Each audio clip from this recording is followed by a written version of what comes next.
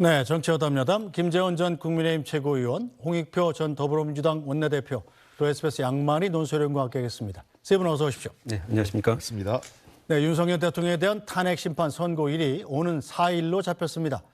이 최장기간 구심을 이어가던 헌법재판소가 어떤 결론을 내리든 향후 전국은 후폭풍이 거셀 걸로 보입니다.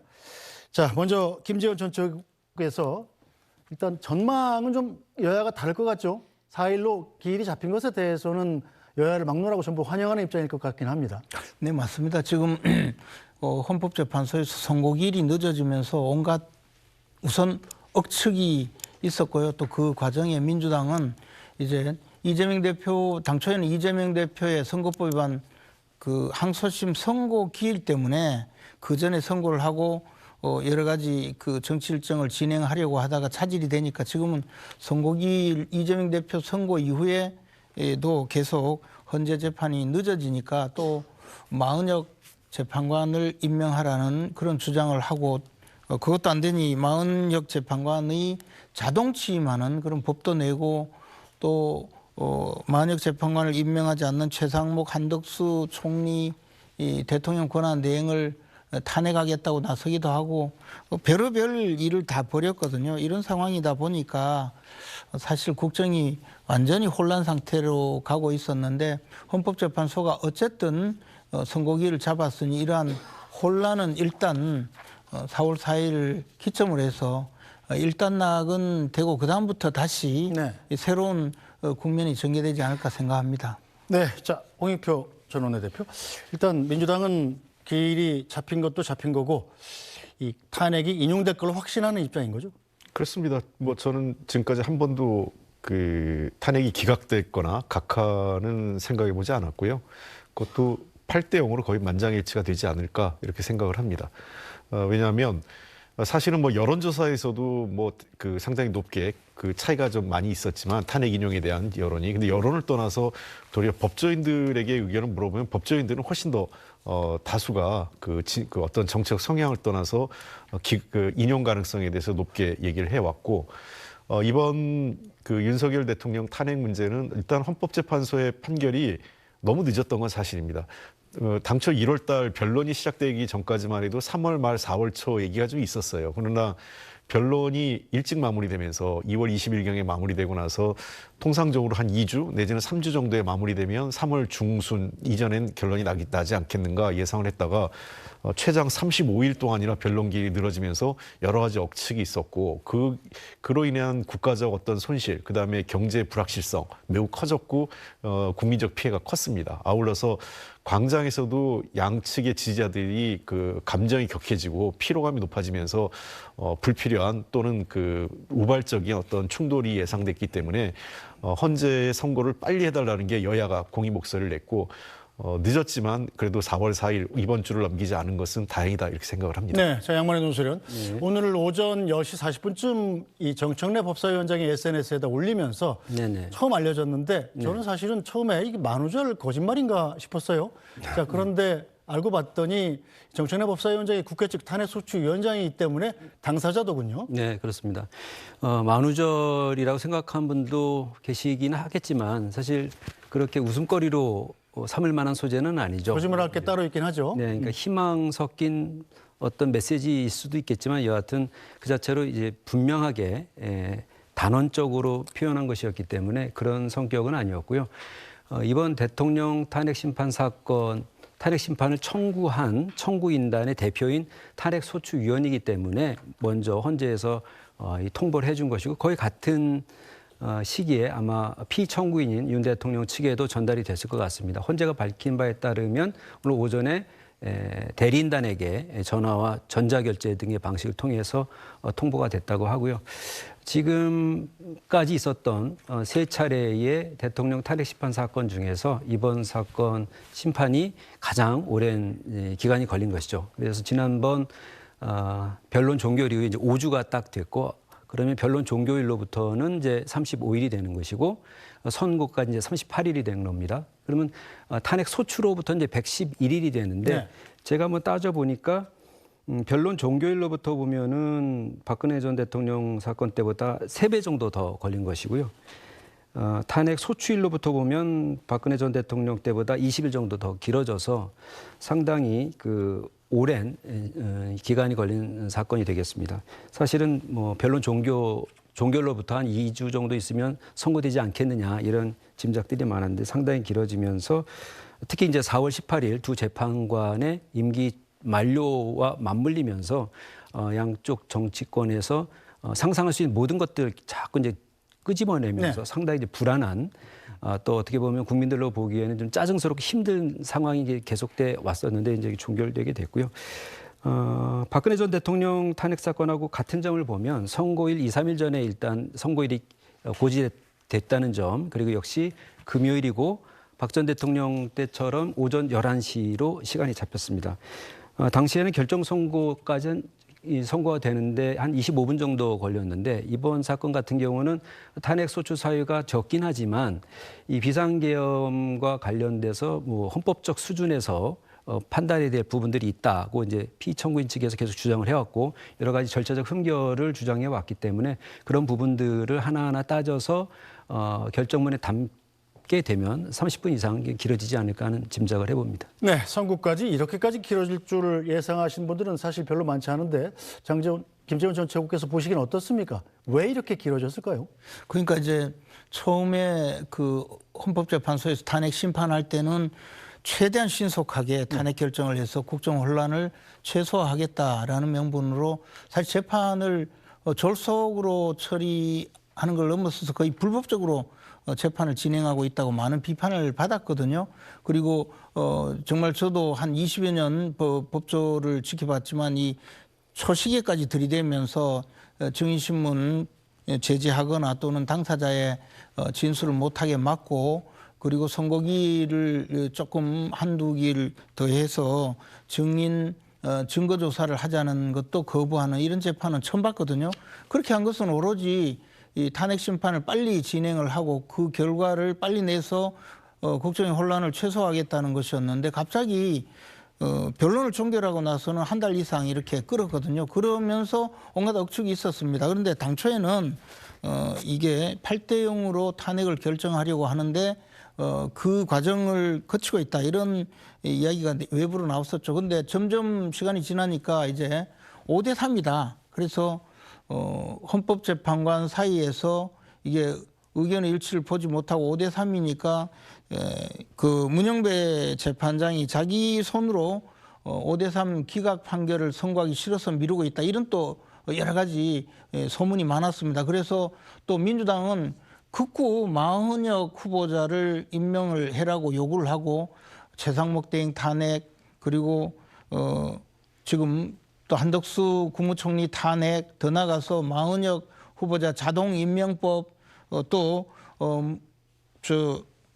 문형배 이미선 재판관의 임기 연장법 뭐 이러면서 온갖 이 마흔역 재판관을 한 사람 더 투입해서 저거 6대 3을 만들려고 하는 것 아닌가 이런 추측을 하게 했거든요.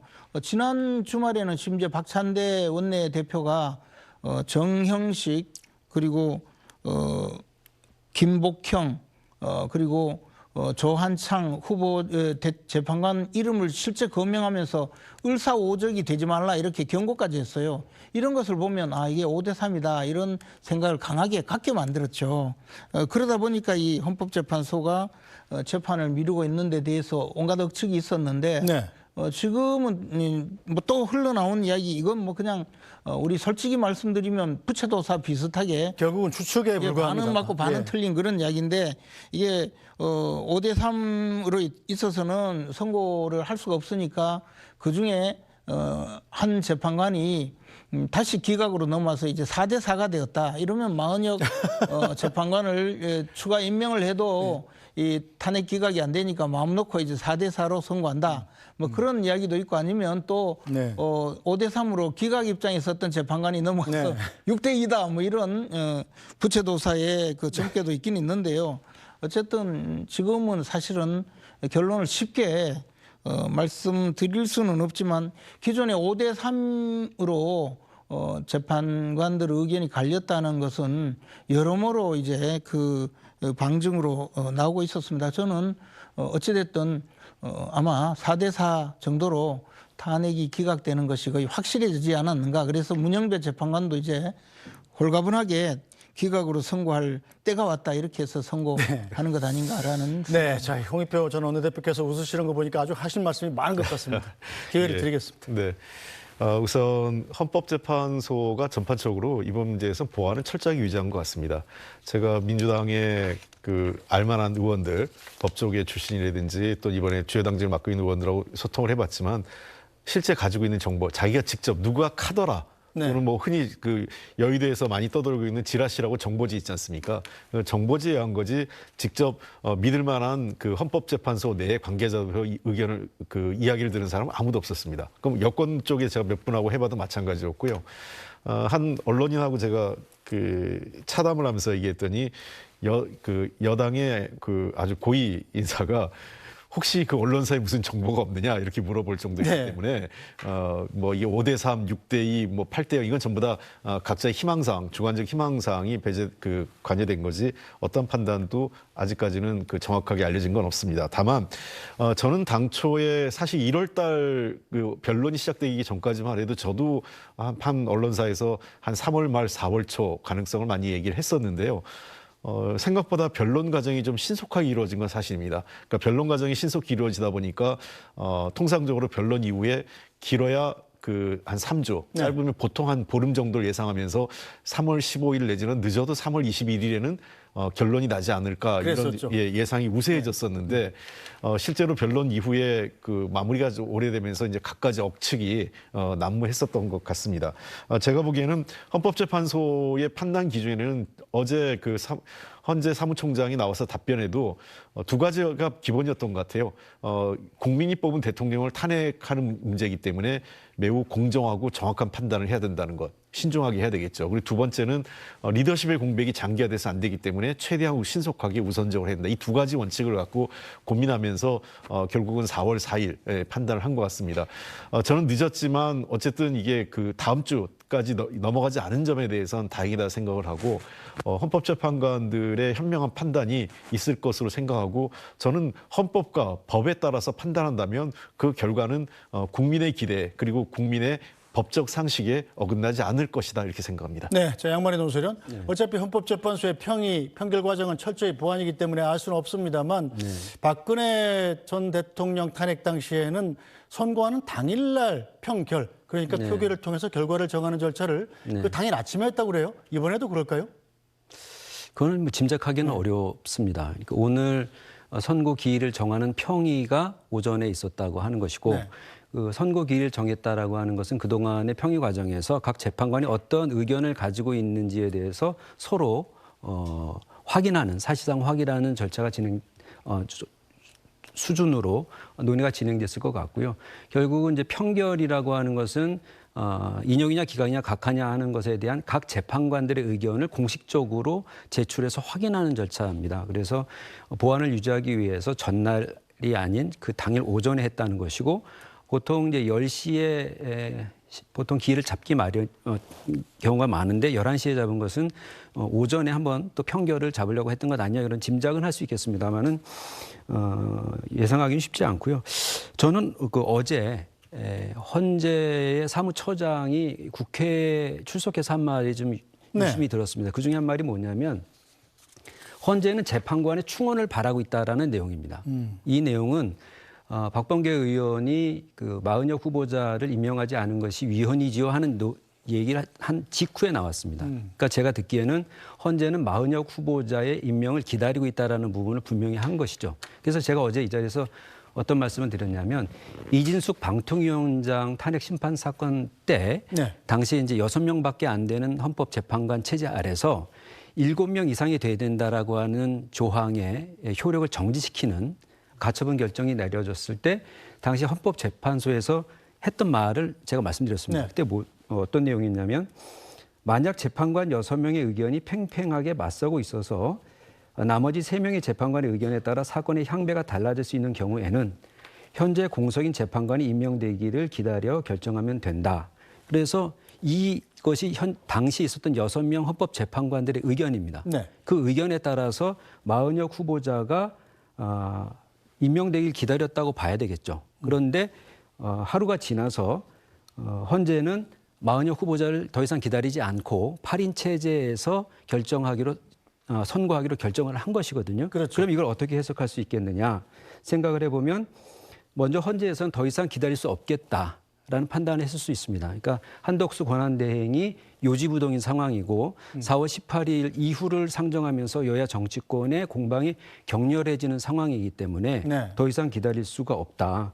또 하나는 아까 그 결정문에 있는 내용 중에 한 명이 그러니까 좀 전에 말씀드린 한 명이 충원되지 못하는 상황을 하나의 상수로 뒀을 때 한 명이 들어오고 말고에 따라 결정 내용이 바뀌지 않는다라는 상황을 보여주는 것일 수도 있습니다. 네. 그러니까 한 명이 빈자리의 재판관의 의견에 따라서 사건의 형배가 달라지지 않는 상황. 그래서 공석인 재판관이 임명되기를 기다리지 않아도 되는 상황이라고 판단했을 수 있습니다. 그러니까 정리하자면은 한덕수 권한대행의 어떤 입장에 따라서 마은혁 후보자가 임명되는 걸 기다릴 수 없게 되었으므로 이전에 네. 그러니까 탄핵 결정에 대한 선고 기준에 대한 이전에 합의된 바에 따라서 이제는 네. 8인 체제 아래에서 선고를 할 수 있다, 해야 한다라는 의사결정을 한 것으로 해석할 수 있다고 생각합니다. 네, 자 4일 오전 윤 대통령 탄핵 심판 선고는 전례에 따라서 선고 당일 방송으로 생중계되고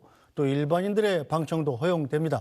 자 김재원 전 최고, 이 대통령실하고 소통이 좀 있으시잖아요. 이 윤 대통령이 변론 때는 직접 참석해서 자기 입장을 적극 대변했었는데 선고 당일날도 헌법재판소에 직접 나올 가능성도 있나요? 우선 제가 이 상황에 대해서는 전혀 들은 바가 없고요. 그리고 굳이 그 선고일까지 나갈 필요가 있을까 저는 뭐 그렇게 생각합니다. 그리고 또 선고일이 결정된 것이 오늘 오전이기 때문에요. 네. 뭐 굳이 지금 단계에서 아직 결정을 했을 가능성도 저는 별로 없다고 봅니다. 물론 이 4월 4일 선고에 대한 그런 정보 내지 이야기는 어제 오전부터 있었습니다.